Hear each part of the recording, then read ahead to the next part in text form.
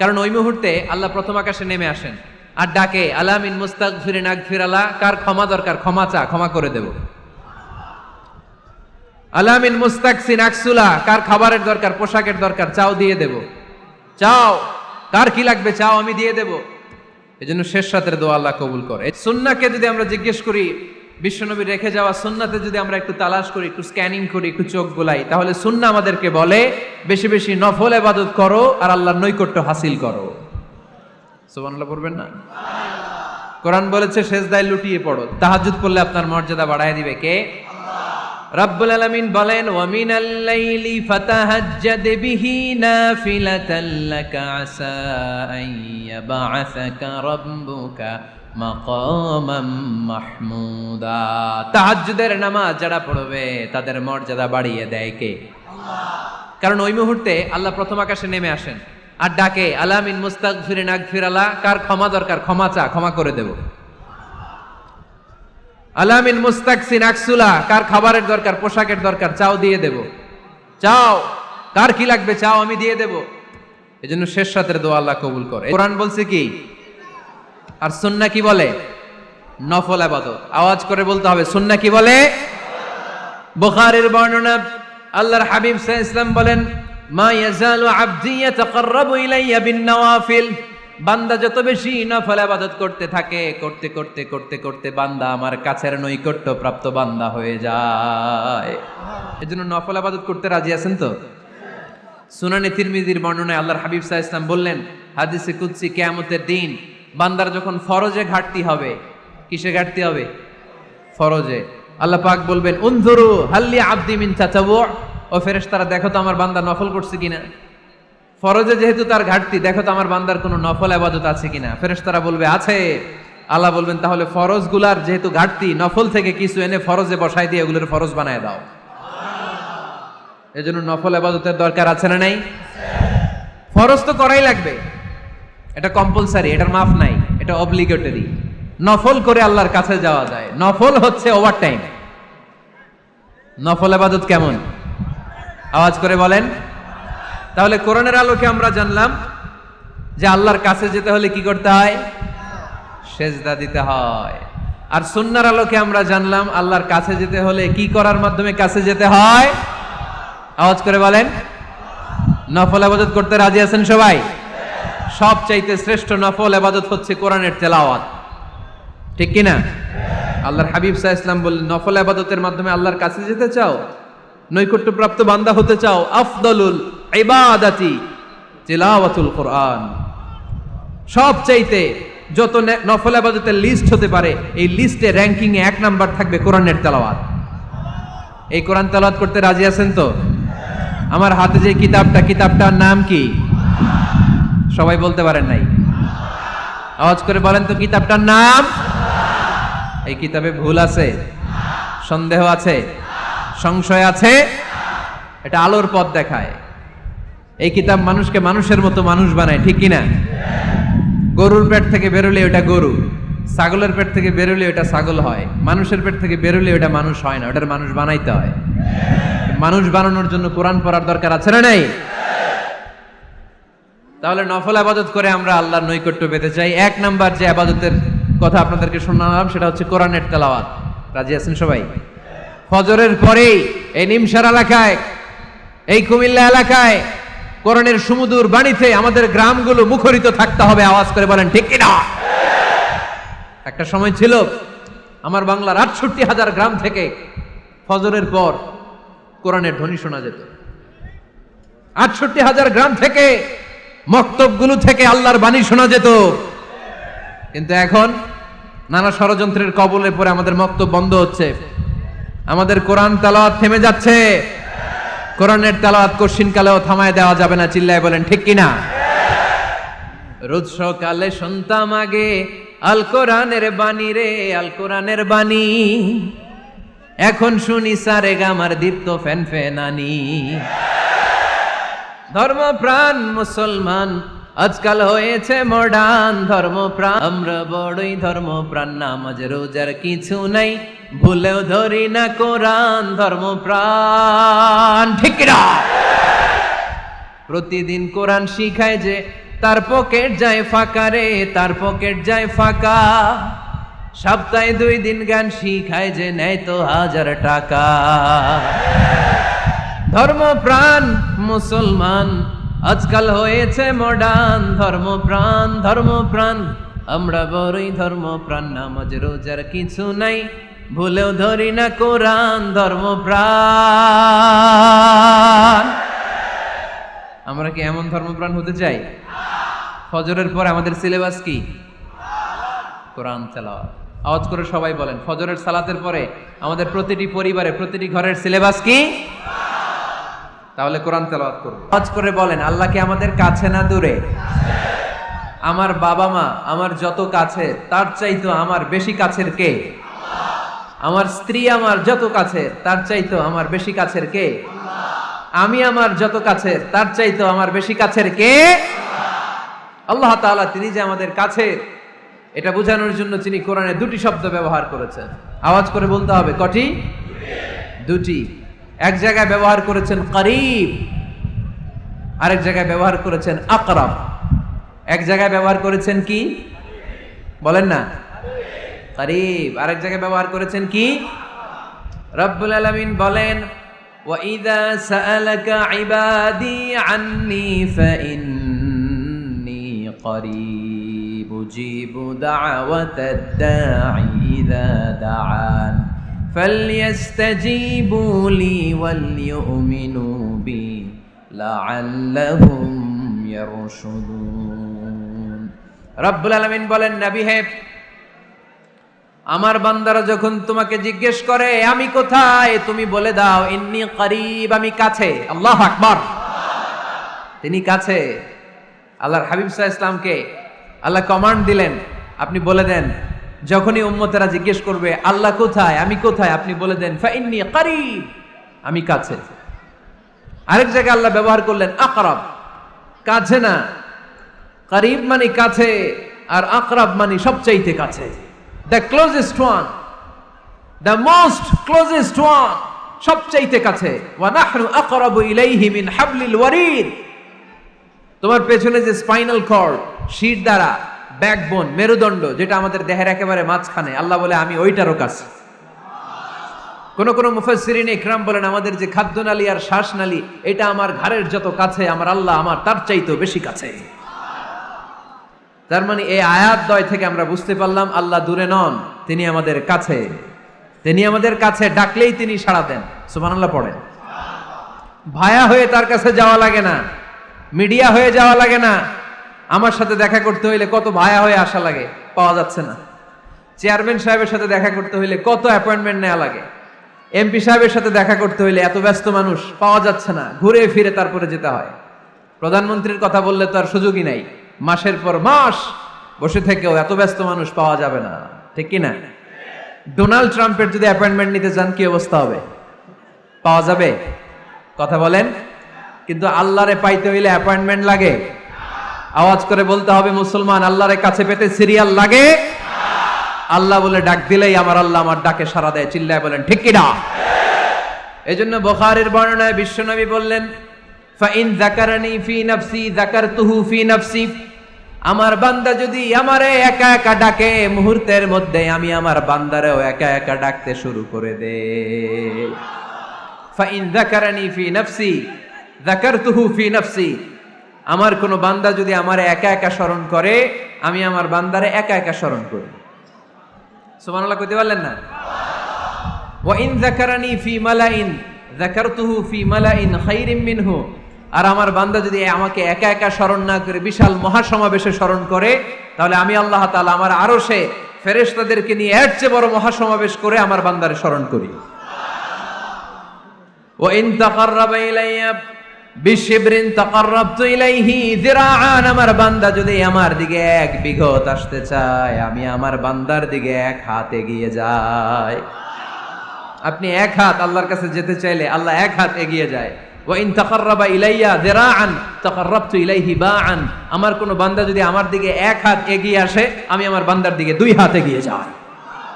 ওয়া ইন আতানি ইয়ামশি আতাইতুহু হারওয়ালা। আমার বান্দা যদি আমার দিকে হেঁটে হেঁটে আসতে, কাছে যাওয়ার জন্য দৌড়ে দৌড়ে ছুটে যায়। এজন্য আওয়াজ করে বলতে হবে, আল্লাহ কাছে না দূরে? আরো জোরে, কাছে না দূরে? দ্য মোস্ট ক্লোজেস্ট ওয়ান, সবচাইতে কাছে। চাইলেই আমরা আল্লাহর কাছে যেতে পারি। তাই আজকের এই চমৎকার দুপুরে আমরা জেনে যাওয়ার চেষ্টা করব কিভাবে আমরা আল্লাহর কাছের হতে পারি, কি করে আল্লাহর নৈকট্য পেতে পারি, কি করে আল্লাহ তাআলার মুকাররাবিন বান্দাদের অন্তর্ভুক্ত হতে পারি। আল্লাহ আমাদের সবাইকে, এখানে উপস্থিত সবাইকে তোমার নৈকট্য প্রাপ্ত বান্দাদের অন্তর্ভুক্ত করে নাও। তোমার কাছের বান্দাদের তালিকায় আমাদের নামগুলো সেখানে তুমি তুলে নাও। আমরা যেন এমন কাজ করতে পারি যেই কাজ তোমার কাছের বান্দায় আমাদেরকে রূপান্তরিত করে। আমরা আওয়াজ করে পড়বো আমিন। তাহলে আমরা আল্লাহকে কাছে পেতে চাই, আল্লাহর নৈকট্য পেতে চাই।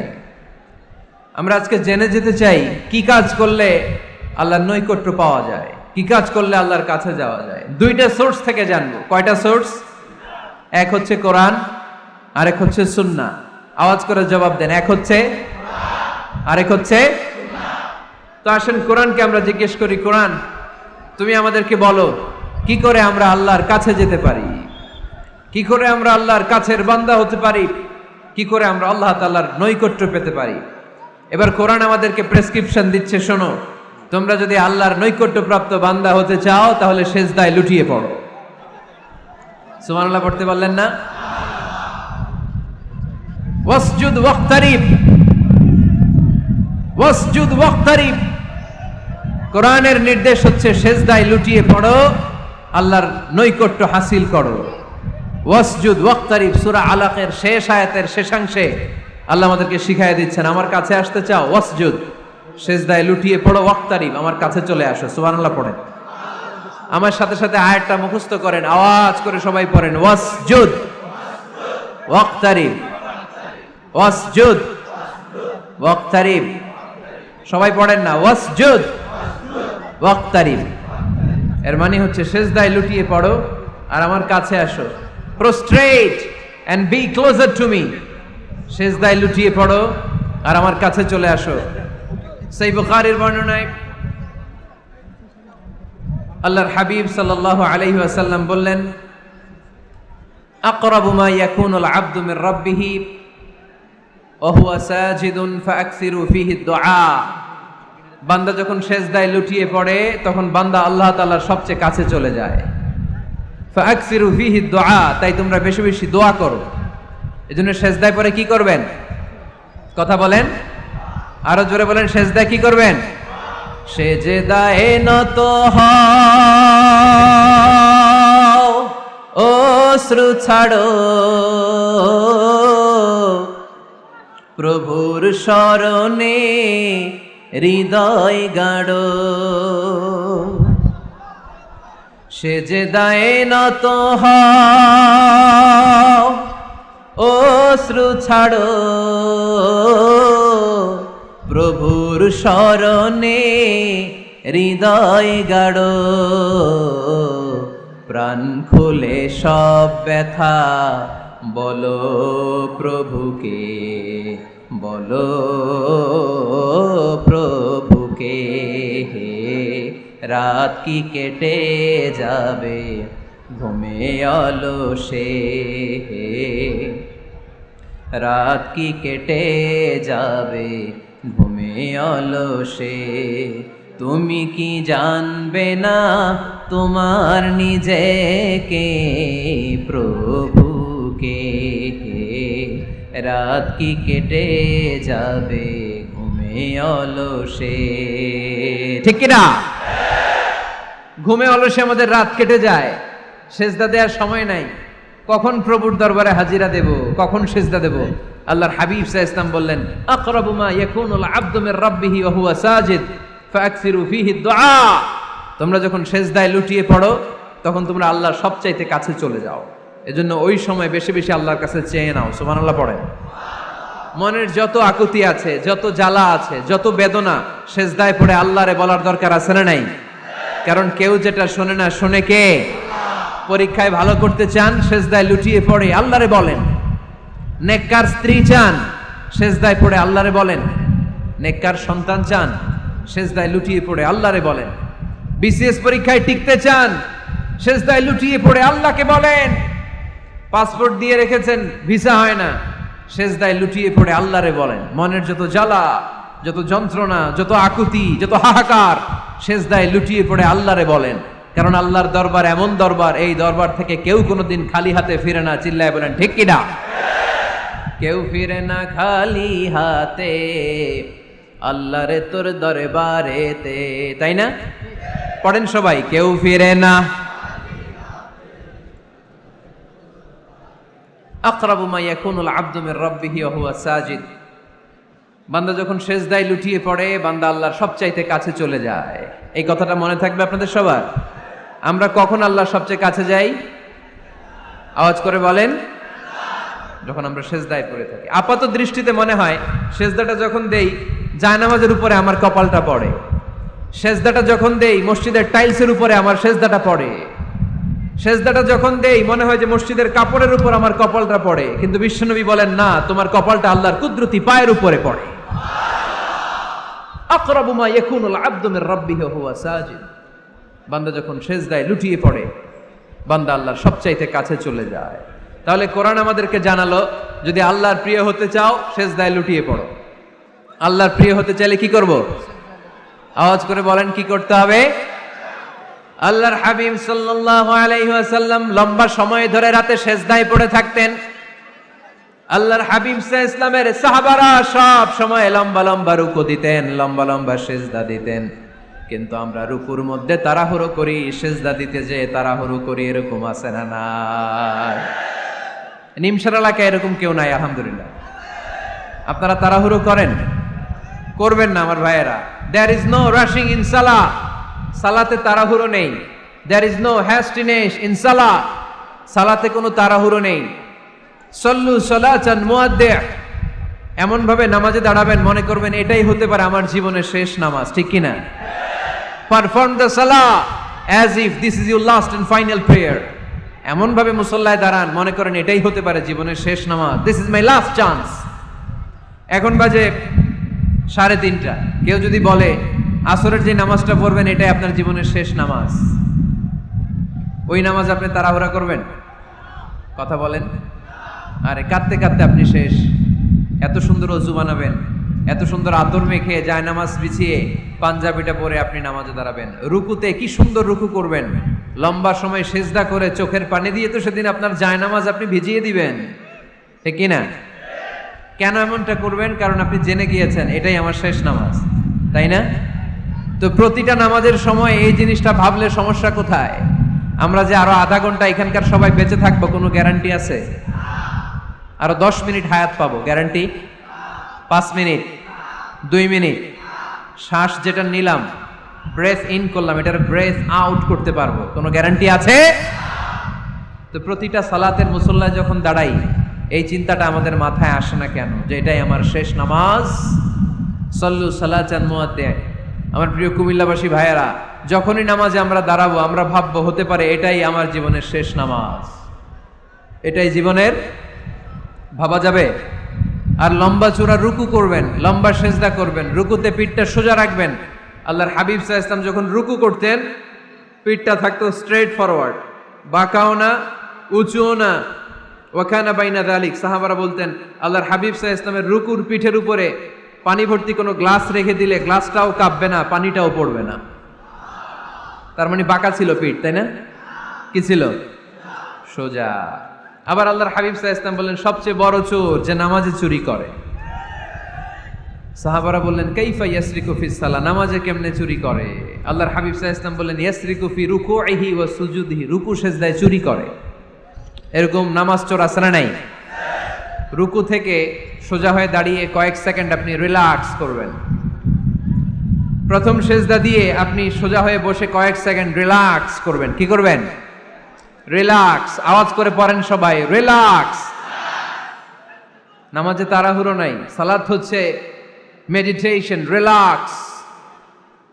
এক সেজদা দিয়ে বসে আপনি রিল্যাক্স করবেন ধীরস্থির ভাবে, এরপরে দ্বিতীয় সেজদায় যাবেন। অনেকে সেজদা প্রথমটা দিয়ে কোন রকম মাথাটা তুইলেই আবার সেজদায় দৌড় মারে, আছে না নাই? রুকু থেকে স্ট্রেট ফরওয়ার্ড দাঁড়ানোর কথা, দাঁড়িয়ে 1-2 সেকেন্ড রিল্যাক্স করার কথা, ওইটা না করে রুকু থেকে কোনো রকম মাথা তুলেই আবার সেজদায় দৌড় মারে, এরকম ডাকাত আছে না নেই? এরাই সালাত চোর। আমরা যেন নামাজ চোরের খাতায় নিজেদের নাম না তুলি, আমরা যেন বেশি বেশি আল্লাহর সেজদা দেই। তাহলে কোরআন আমাদেরকে জানালো আমরা যদি আল্লাহর কাছে যেতে চাই কি করতে হবে? বইলা গেছি, খাইয়া ফেলাইছি, আওয়াজ করে বলেন কি করবেন? আল্লাহর হাবিব সাল্লাল্লাহু আলাইহি ওয়াসাল্লাম সব সময় লম্বা লম্বা সেজদায় পড়ে থাকতেন। আল্লাহর নবীর সাহাবারা সব সময় লম্বা লম্বা সেজদায় পড়ে থাকতেন। আল্লাহ বলেন তারাহুম রুকআন সুজদা। আপনি দেখবেন আল্লাহর নবীর সাহাবারা আবু বকর, ওমর, উসমান, আলী রাদিয়াল্লাহু তাআলা আনহুম আজমাইন, তাদের স্বভাব ছিল বিপদে পড়লেই লম্বা লম্বা সেজদায় পড়ে যেতেন। এক সাহাবী এসে বললেন, ইয়া রাসূলুল্লাহ আল্লিমনি আমালান ইযা আমিলতুহু ইউদখিলুনিল জান্নাহ, আপনি আমার এমন একটা আমল শিখায়া দেন যে আমল করলে আল্লাহ আমারে জান্নাতে ঢুকায় দিবে। আল্লাহর হাবিব সাল্লাল্লাহু আলাইহি ওয়াসাল্লাম বললেন, আলাইকা বিকাসরাতিস সুজুদ, তোমার উচিত বেশি বেশি আল্লাহর জন্য সেজদায় লুটিয়ে পড়া। বেশি বেশি সেজদায় লুটিয়ে পড়লে ওই সেজদাকারীর জন্য জান্নাতকে ওয়াজিব করে দেয় কে? কিয়ামতের ময়দানে আল্লাহ বলবেন, ও আমার বান্দারা আমারে সেজদা দিয়ে দেখা, কারা কারা দুনিয়াতে সেজদা দিয়েছিলি, আজকে এই কিয়ামতের ময়দানে আমারে সেজদা দিয়ে দেখা।